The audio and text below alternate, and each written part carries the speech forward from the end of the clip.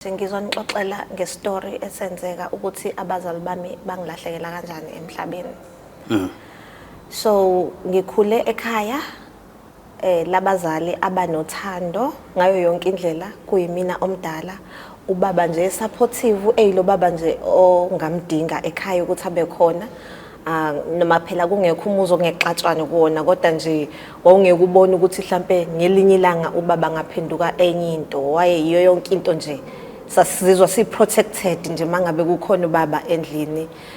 Noma sasazi nje ukuthi umethi sifuna something vele uma ekhuluma nobaba into abazoyihlanganisa le ihlangane, noma babengekho rich kodwa wayezama ngayo yonke indlela ubaba.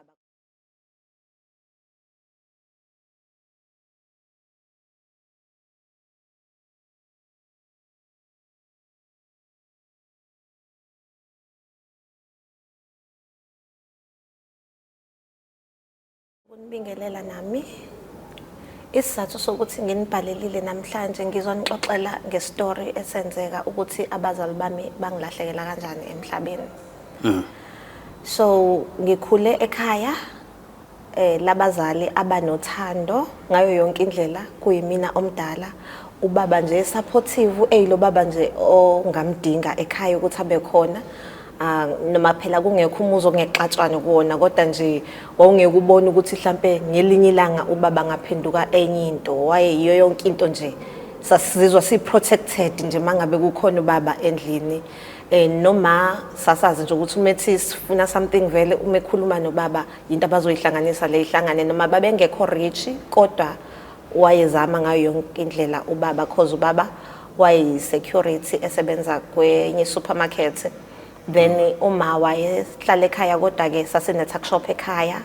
Kule tuck shop lena uma uyena wayedayisa, so ubaba ke wayenokusebenza la supermarket. Uma adayise singasweli ke nathi makwenzeka izinto esikoleni nje nathi siyasupporteka, i-uniform i-right, everything nje makuphunya ama-trip yonke into yethu i-right.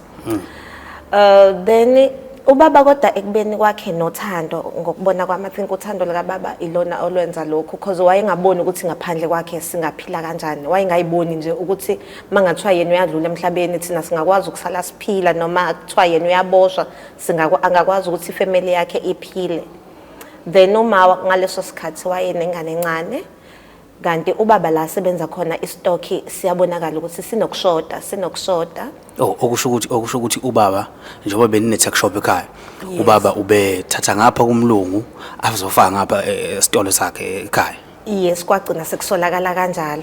Kodwa manje lento ubeyenza ningenalo ulwazi nekhaya, noma bengenalo ulwazi? Noma bengenalo ulwazi, sonke besingenalo ulwazi ngaleyo nto. So ubaba, umphathi kababa wafaka ama-cameras emsebenzini, ubaba akazi, abasebenzi nje abazi.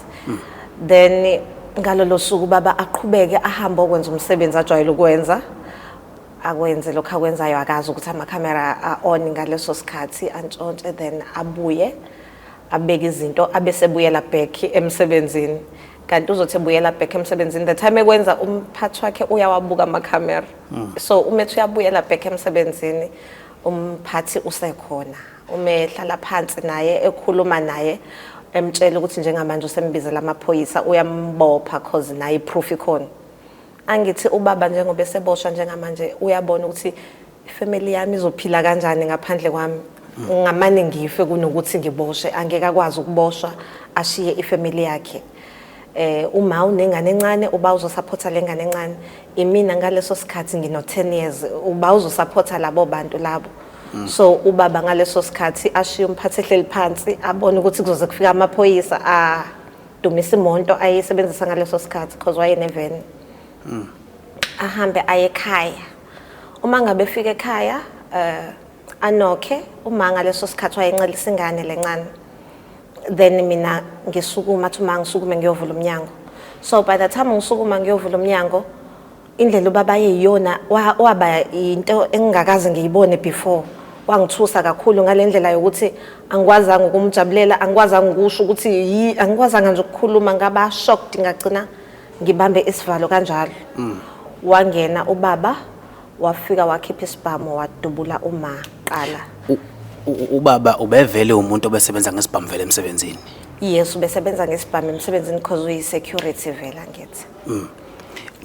Ngesikhathi edubula uma awekho amazwi wakhumbulayo mhlawumbe awashoyo before amdubule.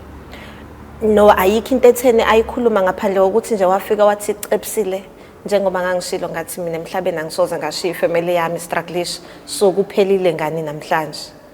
Akufikela ngana umuzwa wokubaleka understandanga nje ukuthi kwenzakalani.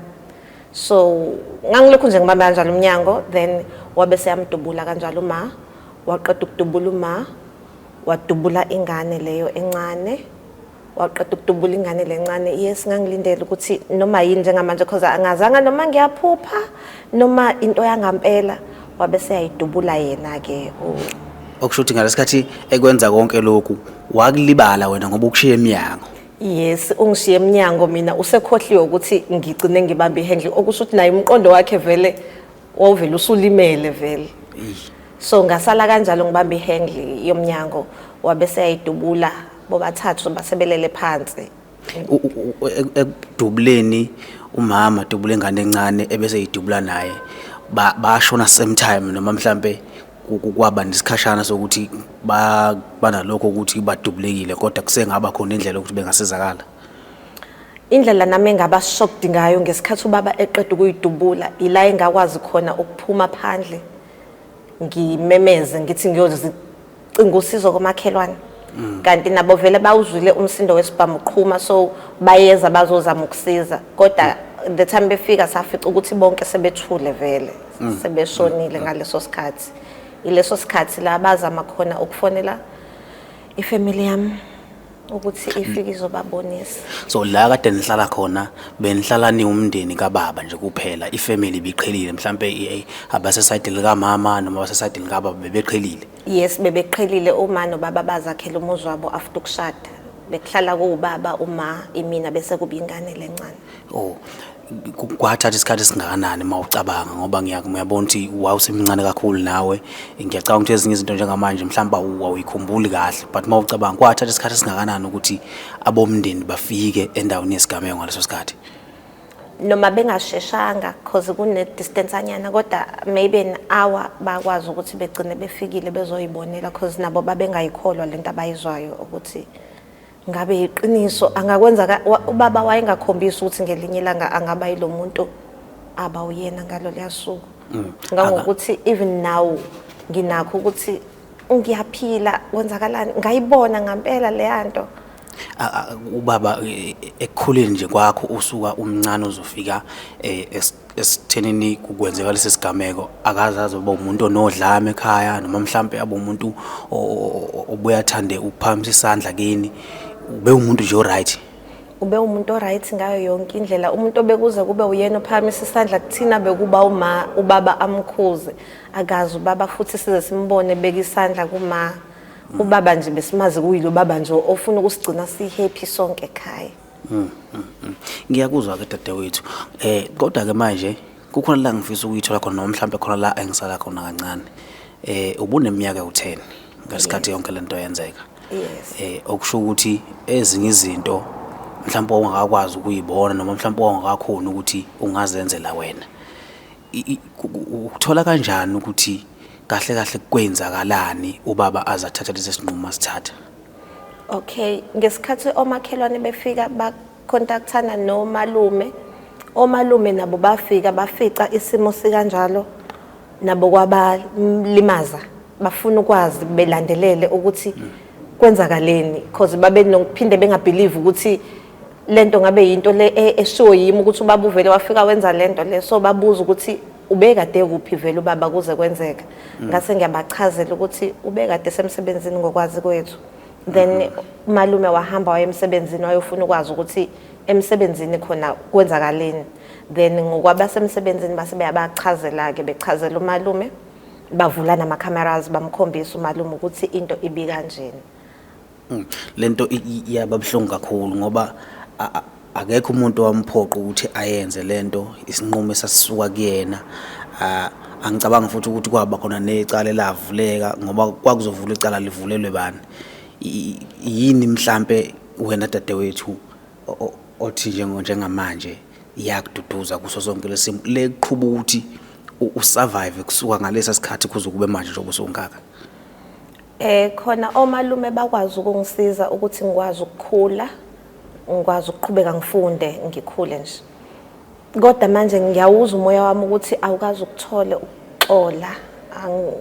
Kwamina ngizizwe ngathi ecaleni lenziwa ubaba ngazi ukuthi la sala phe kwami ngathi khona something engayenza mina to abazali. Angazi ngingayithethelela kuqala mina kanjani ukuthi angenzanga next, because ekugcineni kosuku into babayenza wayenza ngothando lwethu ukuthi uthanda thina. So ngithola ngini umuntu ongakwazi ukuhlala phakathi kwabantu, ngithanda ukuhlala ngedwa isikhathi esiningi, ngithanda ukukhala, nginenhliziyo encane nje. Enye into uthola ukuthi umuntu bekhuluma nami bengamele ngihandlishe ngaleyo ndlela, mina nje sengizoba naleyo ngqondo leyo, angikwazi ukuzethemba futhi ngaso sonke isikhathi kumele ngibe negative. Ayikho into engikwazi ukuyenza ngokubona kwami iye phambili. Mhlambe mangabuza una umntwana? Yebo nginaye umntwana. I-relationship yakho nomntwana injani? Isikhathi esiningi angihlali naye umntwana ngenxa yokuthi imina engingazethembi. Ngachuza ukuthi umntwana ngimcela umalume because empilweni yami ngathemba bona omalume. Omalume bengikhulisele yena umntwana, so njengamanje uhlala nomalume okhula kahle. Uyazi kodwa umntwana ukuthi umama ukhona and futhi uyamnakekela umntwana? Yes, uyazi ukuthi ukhona. Uma ngiyahamba ngiyomchecka, ngibavakashele, ngenze yonke into ezumama. Okay, kukhona mhlambe othe mawusuhlakaniphile mhlambe umalume bakwenza okuyizinto mhlambe zesiko noma izinto zesiZulu, mhlambe ukususa umkhokho owenzeka phambi kwakho, noma mhlambe ukhona mhlambe la wayiswa khona endaweni efana nama counseling ngoba wabona into engacabanga ukuthi kwakufanele ukuthi ibone ingane kodwa wena wayibona leyo nto leyo. Ikhona mhlambe indlela eyenziwe ukuthi lento ingahlali kuwe ibe umthwalo? Engakusho ekhaya engiphuma kulo isemakhaya kakhulu, and ngokubona kwami omalume as much as babengathanda, babengenalo ulwazi lokuthi mhlambe kumele kube khona izinto zama counseling nani. Yinto nami engiyibona ngoba manje sengimdala ukuthi no, la ngathi ngangidinga i-counseling. Le ndlela engitreata ngayo abanye abantu akuyona indlela, imina olimele kahle engidinga uncedo. Njengoba ubhalele Ingwe TV, inhloso mhlambe ukuthi ufisa ukuthola uncedo ekuthenini kulento eyenzeka udlula kanjani? Yes, bengingafisa ukuthola uncedo lokuthi ngi-understand kuqala i-depression, because ngokubona kwami ngazuthi kunama signs e-depression. Ngingajabula kakhulu ukuthola usizo if kuyiyona, kodwa nje nginakho ukuthi mangathiwa ngithola lolo sizo impilo yami ngingayibona ukuthi iqhubeka ima kanjani.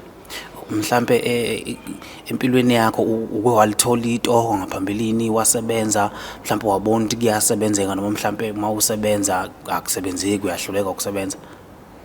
Nginakho ukulithola itoho kodwa akusebenzeki ngendlela okumele, because ngiyazazi ukuthi I'm a hard worker. Yeah. But then ngendlela inhliziyo yami eba yiyona, nginakho ukuthi noma ngathiwa ngiyaboniswa angisiye lo muntu oboniseka kalula, ngivele ngithi oh because mina vele anginakho ukuzethemba, so ngidinga leyo nto ukuthi ngicine ngikwazile ukuzethemba. Because even into ngiyenzile kwasala into encane waseyangitshela umphathi ukuthi hayi yabona next time lana la ngizovela ngithi ngoba bengekancome vele bekuyimina ngithi. No, ngiyakuzwa. No, ngiyathemba ukuthi ababukeli beNgwe TV Production bayizwa lento and futhi usizo luzoba khona. Noma ubani okhona njengamanje olalele la noma mhlawumbe ubukayo, ngiyacela ukuthi afake isandla. Udadewethu usenkingeni njenge South Africa yonke. Kuumsebenzi wethu ukuthi uma sibona inkinga siyilungise, singaze silinde ukuthi kunomuntu ozosuka esikhundleni esiphezulu azosiza. La ukhona khona ukusiza, faka isandla usize udadewethu asizakala ephambili. Siyabonga dadewethu.